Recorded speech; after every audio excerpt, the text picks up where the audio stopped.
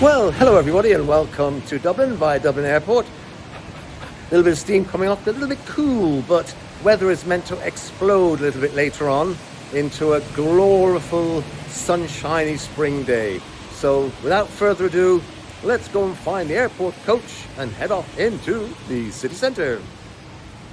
This is the area we're off, which is called the Liberties, very traditional area. Was the heart of working class Dublin, but of course become very bijou now.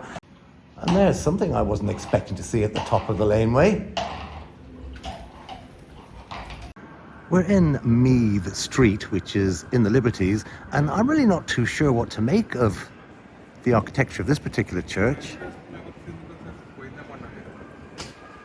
Seems to be a right mixture. The memories come flooding back. I actually went to the press reception to announce the launch of this all those years ago.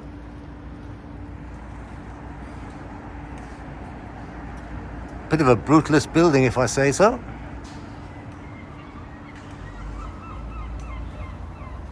I can just see 1893 etched into this building. This is what makes life very difficult in Dublin and in Ireland. It's dual language, yet everything being in Irish, there's only about 3 people who speak it. And particularly with the immigration, even less speak it now. The aptly named Vicar Street. These are some very dubious wall murals. And there's Mr. Trump's had his face obscured. And shame they didn't do the same with Bono. It's called Vicar Street simply because it's opposite a vicarage. And a mighty leviathan of a church too.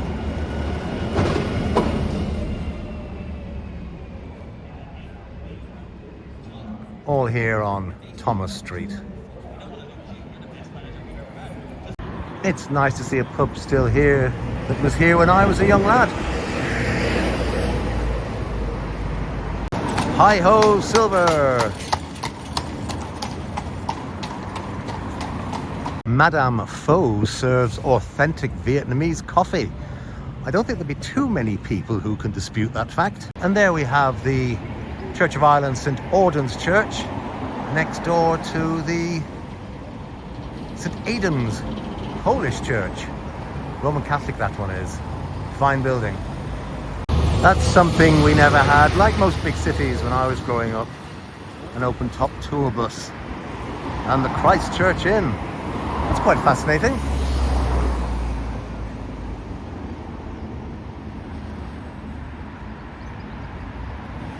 It's flashing a bit, but this is what makes life difficult.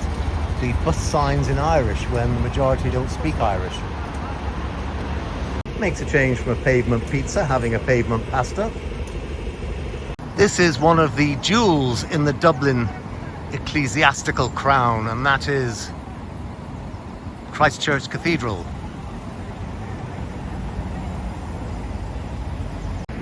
It's only, I think, less than a mile to the other great cathedral, and that is St. Patrick's, which is actually behind me. You can't see it because you've got to drive to it.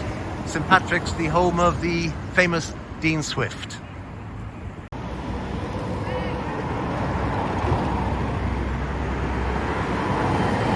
And another little view of the cathedral, Church Cathedral that is, from the front, with the Dublin City Council bunker just appearing in the background, and that's towards Dame Street. A sculpture opposite Church Cathedral called the Millennium Child. I'm not too sure it's too correct because there are no mobile phones in the kids' hands. And very strangely, it's supported by Tipperary crystal, which I would have thought has nothing to do with the metal of the statue. But anyway, I'm getting a little bit too silly. And behind it, a nice little peace garden hiding away. Lovely. Yes, behind the magnificent Church Cathedral, we've got the bunker. These were built some 40 years ago to I suppose, great embarrassment really by Dublin City Council, because when they were digging foundations, they discovered Viking Dublin being Wood Quay. But they went ahead and built these awful things anyway. And as you can see, it's a double bunker arrangement. Dublin City Council, that's it. For those of you who want an Irish lesson, it's pronounced An Comhairle Cathrach. Cathrach being city and Comhairle being council. Rather obvious that really, I suppose. Right, we'll head off up behind the cathedral, along this wonderful traditional cobbled street, towards Dame Street. On the approach to Dame Street, we're walking down Lord Edward Street, and in the distance you can see the wonderful carbuncle that is the central bank.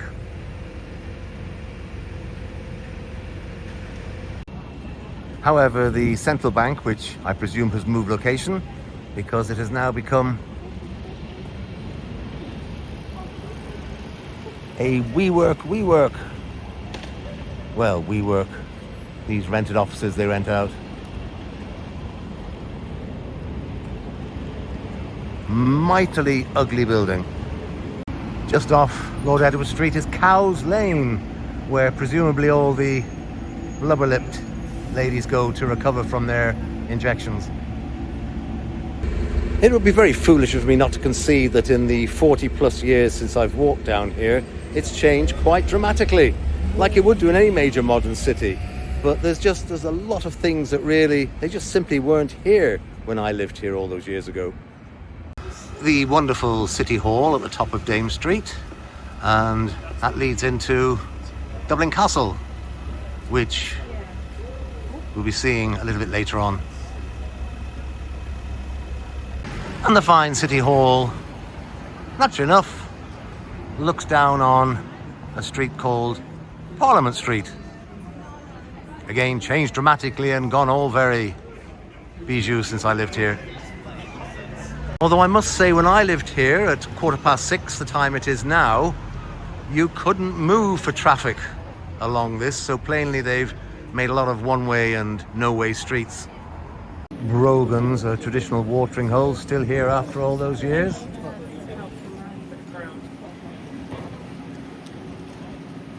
And here's the famous Olympia Theatre. You wouldn't believe that behind this very small facade lies one of Dublin's major theatres in the background. It has a place in my heart because I saw Freddie Starr, decades ago, doing his Mr. Hilter. You know Mr. Hilter from Germany, doing that impression, and he fell off the stage and broke his arm, but he continued. Well, there's certainly something on this evening because they're queuing all the way down to, well, the bottom. I mean, that's the obvious place they're queuing to. Very nice looking Allied Irish Bank. The architecture here along Dame Street has remained very much in its original form. And then you can just see at the very bottom of Dame Street, there's Trinity College, Dublin.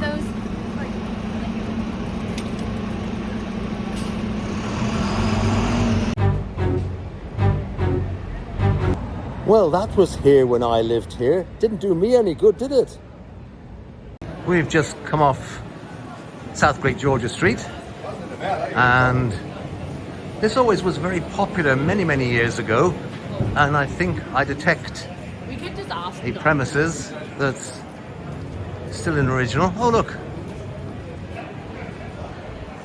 a little bit of 1922 governmenty stuff. But this was all very, a bit of a name change. Building still the same. Quite a hive of activity though, in fairness. What a wonderful name, This and That. We got told off in school if we didn't pronounce it correctly. This and That. Mulligan and Haynes, they don't make balcony windows like that anymore. And the Voyager, I don't think the Voyager was here when I lived in Dublin. This thing was here all those years ago. Seems to become an artist's paradise now, with a bit of fly posting. Bill's Stickers will be prosecuted. They always pick on Bill's Stickers and his wife Anne, a lovely couple. This is Eccles Street, and it leads down to Wicklow Street, which is one of the green properties on the Irish Monopoly Board. I'll be honest, when I lived in Dublin, I didn't really pay much attention to the often strange architecture. I'm not too sure when they built this thing, but it's replaced a store that was called Pym's. I should explain that Pym's, P-Y-M-S, was a nice department store where on the 8th of December each year, and I'm going back now 40, 50 years, Santa Claus used to arrive, the first Santa Claus in town. And it was on the 8th of December, which is a traditional Roman Catholic holiday. All the celebrations for Christmas would kick off on that date, unlike nowadays when, yes, Christmas cards are probably in the shops now already. Well, in the UK we have blue plates, but here it seems we've got major announcements. I do remember this being the old market we used to come down to. Can't really see much, but it's nice to see that not just the UK has foot solutions, which is probably borax in water or something similar. And again, the original architecture maintained, despite the business names not. The very famous Long Hall, which it is indeed just long, dates back to Victorian times or even further, and used to be a watering hole for my fellow members of the Fourth Estate if we were down in this area for press work. I don't believe it. 747 travel was here when I lived here. They've just added an .ie, unless they mean that is. Here's me thinking England was the land of the queue. This is Mercer's Hospital. At least it was when I lived here, but now it seems to have become a medical practice. And I'm not too sure if it's become part of the Grafton Hotel that seems to be attached to it. Chatham Row has become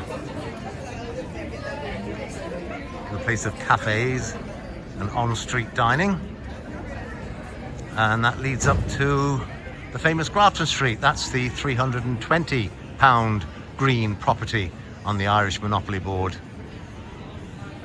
together with another very famous watering hole called Neary's. I know it's as if I seem to be going from pub to pub, naming the ones that are still here. It's not intentional. You have to remember, I was a journalist here, and the moment the working day was finished, we headed off to one of them. And the famous Grafton Street. You do have to remember it's 7:20 now, so it won't be thronging with shoppers. And at the very top, we've got the archway to St. Stephen's Green, a large city centre park complete with lake. Yes, I know, I'm outside another watering hole, this time with what used to be the very posh Westbury Hotel. Used to love going to press receptions there because lunches were fabulous. And another very well-known one, McDade's. But outside Bruxelles, I'd like to introduce you to a friend of mine, standing in his glory there with a little bit of memorabilia in the background.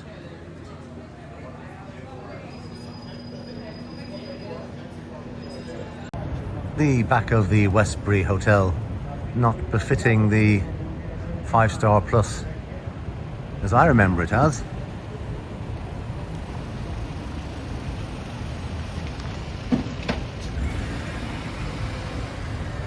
Not much has changed above street level really, and then we come to this fine establishment which is one of Dublin's legends, namely Bewley's Oriental Cafe. This was the original one in Grafton Street. They're now all over the place, of course. Again, keeping with the original architecture, Marks and Spencer's moved in many years ago, paid an absolute fortune for this position, and as we walk up towards their main door, the white building you can see used to be Brown Thomas, the Harrods of Dublin at one stage. But what happened was they moved across the road and occupied the building that was once the Switzer's department store. And that was in the day when there were no franchises, the store owned everything inside. A young couple dancing along to the gentleman here who's doing his best. I feel very guilty because I'm cashless. I've only got my card with me, seeing it's only a 2-day trip. Oh, he does a bit of guitarificating as well.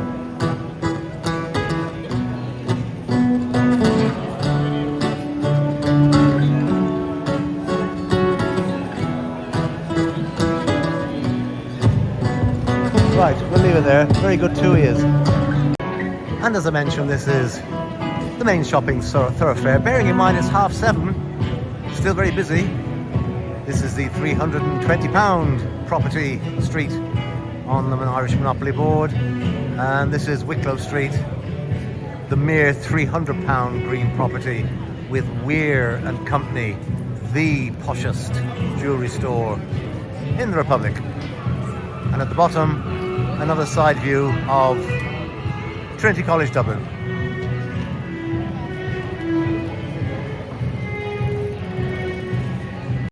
This little snicket, Johnson's Court, always used to intrigue me as a young lad, because all of a sudden, in the most unexpected place, there's a Carmelite church, St. Teresa's, which you just don't expect to see it stuck in the centre just off the main shopping street. Quite remarkable.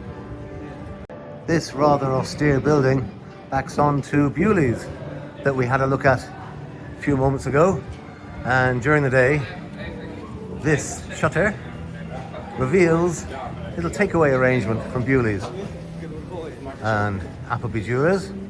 It should be noted that Johnson's Court is a little bit of a jewellery centre, a mini Hatton Garden, as you can see from the names on the shops.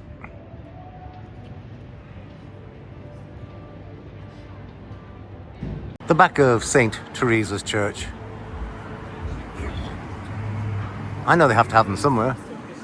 And then on the opposite side of this is the Powerscourt Centre that was built many years ago. And if you have a quick look at the date,